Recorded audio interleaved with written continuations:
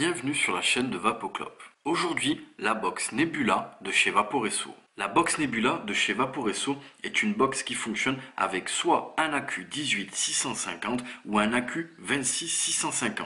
En fonction de l'accumulateur monté à l'intérieur de la box, nous pourrons avoir des puissances différentes. Avec l'accumulateur 18-650, elle pourra aller de 5 à 80 watts et avec l'accumulateur 26-650, elle pourra aller de 5 à 100 watts. À l'intérieur de la boîte, nous retrouvons bien entendu la box Nebula, un guide rapide d'utilisation que nous pourrons retrouver en français, une carte de garantie et une carte de mise en garde quant à la bonne utilisation du matériel. Pour finir, nous est fourni ici un cordon de rechargement afin de pouvoir recharger les accumulateurs dans la box sans avoir à les sortir, mais bien entendu, nous vous conseillons de recharger vos accumulateurs sur un chargeur externe. Ce cordon nous servira aussi à upgrader le firmware de la box si besoin il en est. La box Nebula mesure une hauteur totale au plus haut de 87 mm pour une largeur dans ce sens au plus large de 48 mm.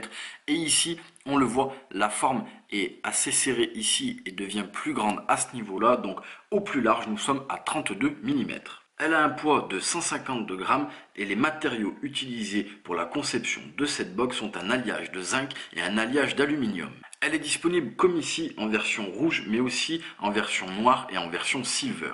La box embarque le Omniboard qui nous permet d'avoir plusieurs modes de fonctionnement. Le premier, bien entendu, le mode wattage, mais également un sous-menu qui va nous permettre de faire en fait varier les watts en fonction du temps. Nous avons également le contrôle de température avec le NI, le SS et le TI. Et là également le mode CCI qui va nous permettre en fonction du fil résistif utilisé, mais c'est compatible avec les trois fils, d'avoir une variation de la température avec le temps. Elle a bien entendu le mode TCR qui est un mode de contrôle de température hors fil résistif précité qui nous permet en fait de faire un contrôle de température et c'est nous qui allons programmer le coefficient de chauffe du fil utilisé. Et pour finir, elle est dotée du mode Smart et du mode Bypass. Les résistances minimum acceptées sont de 0,05 et jusqu'à 5 ohms. En termes de réglage de la température pour le mode contrôle de température, on pourra la régler entre 100 et 315 degrés Celsius ou entre 200 et 600 degrés Fahrenheit. Au sommet de la box, on le voit, on a ici un surplus métallique en forme de cible avec 4 arrivées d'air et au centre, on le voit, une connexion type 510 avec un pin sur ressort. En façade, nous avons le bouton Fire, un écran OLED, le bouton plus, le bouton moins, un bouton menu. Tout en bas, nous avons ici une connexion micro USB afin de pouvoir recharger la box. Mais comme on vous l'a dit, il est préférable de recharger ces accumulateurs dans un chargeur externe. Et cette connexion micro USB nous servira aussi à upgrader le firmware de la box. Nous avons ensuite dessous, et ici on le voit sur les deux côtés, des trous en cas de problème avec l'accumulateur en cas de dégazage. Et on le voit ici, nous avons une sorte de petite trappe qu'on va venir tout simplement saisir comme ceci et sortir, ce qui nous laisse apparaître le berceau de l'accumulateur. Ici, on le voit, une petite pièce a été rajoutée tout simplement car comme ceci, avec ce berceau, il est prévu avec un accu 26-650.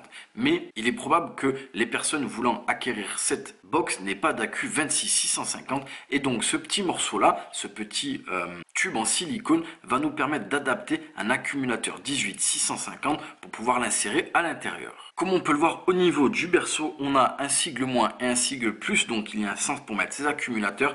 Je vais ici prendre un accumulateur 18-650, l'insérer à l'intérieur de l'adaptateur en silicone et je vais tout simplement venir ici insérer mon accu dans la box. Je viens ensuite refermer ma box.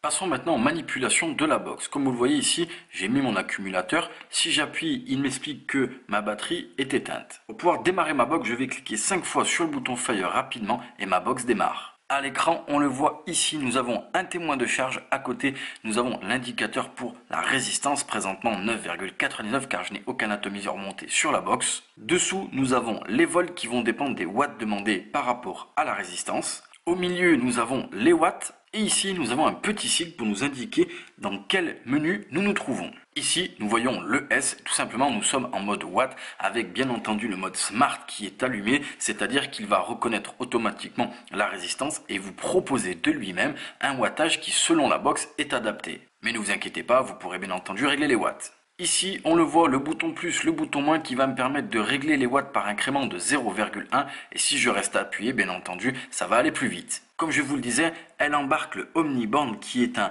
système intelligent. Si vous êtes en contrôle de température et que vous montez un atomiseur qui est avec du Cantal ou en tout cas un fil résistif qui ne fait pas contrôle de température, la box va le reconnaître et automatiquement vous basculera comme ici en mode Watt. Ici, je vais pouvoir bien entendu bloquer les boutons de réglage. Pour ce faire, je vais appuyer sur le bouton menu et le bouton plus en même temps pendant 2 secondes et ça va loquer les boutons. Ici, à l'aide du bouton plus et du bouton moins, je vais appuyer en même temps dessus pendant 2 secondes et ça va m'aider à orienter l'écran.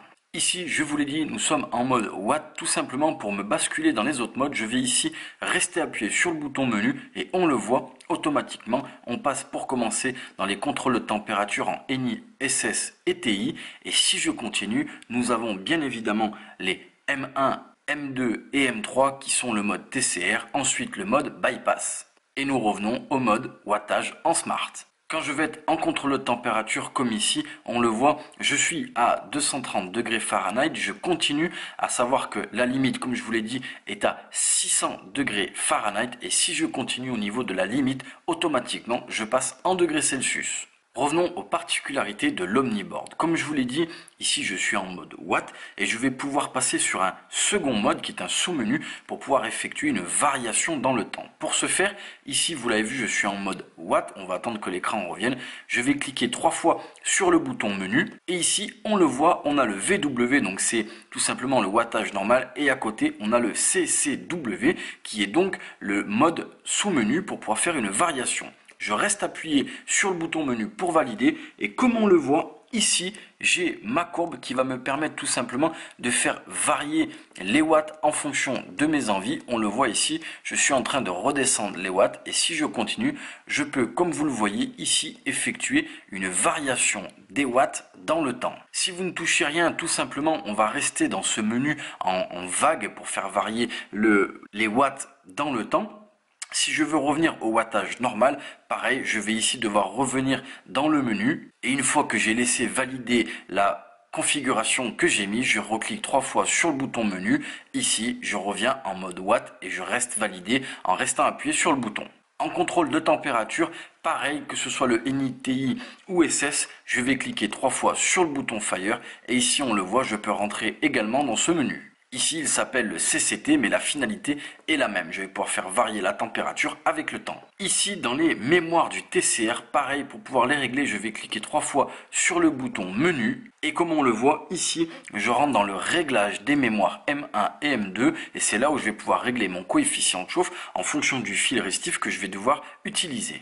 En ce qui concerne les coefficients de chauffe sur les fils un petit peu particuliers qui ne sont pas pris en compte dans l'OmniBoard, à savoir le NITI et SS, il vous suffira d'aller sur des sites spécialisés. En contrôle de température, vous pourrez bien évidemment ici loquer la résistance. Quand l'atomiseur sera monté sur la box, il vous suffira tout simplement d'appuyer sur le bouton mode et le bouton moins, donc ce bouton-là et ce bouton-là, et ça va loquer votre résistance. Cette manipulation doit se faire avec un atto froid. Bien entendu, la box Nebula a toutes les protections qu'on attend d'une box à nos jours, c'est-à-dire la protection, le cut-off, donc la box se coupe automatiquement si on reste sur le bouton Fire, résistance trop faible, anti-surchauffe, bref, elle a toutes les protections qu'on attend d'une box à nos jours. Voilà en ce qui concerne les manipulations de la box Nebula par Vaporesso. Cette box, à notre sens, a été bien pensée. On le voit ici, en termes d'ergonomie, déjà, nous les trouvons assez jolis. Alors ça, c'est un truc qui va parler à chacun, mais on le voit, en termes d'ergonomie, on a ici une box qu'on peut appeler gâchette. On le prend dans ce sens-là.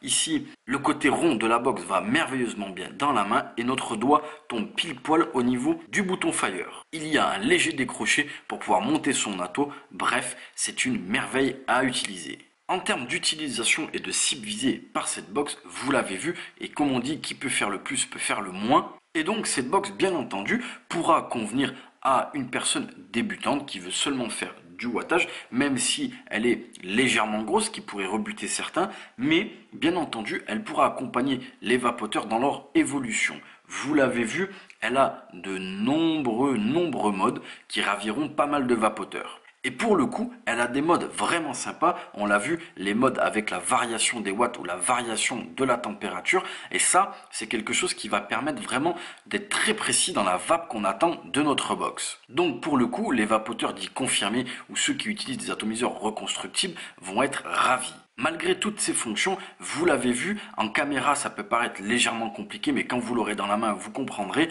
Les manipulations concernant les menus de cette box sont vraiment très simples et la prise en main est excellente. De plus, point important, vous l'avez vu au niveau ici du berceau, on peut mettre des accus 26-650, donc on peut avoir vraiment une grosse autonomie. Elle est compacte, robuste et performante. Le rapport qualité-prix est excellent. Voilà en ce qui concerne la box Nebula de chez Vaporesso. Nous vous remercions d'avoir regardé cette vidéo sur la chaîne de Vapoclop.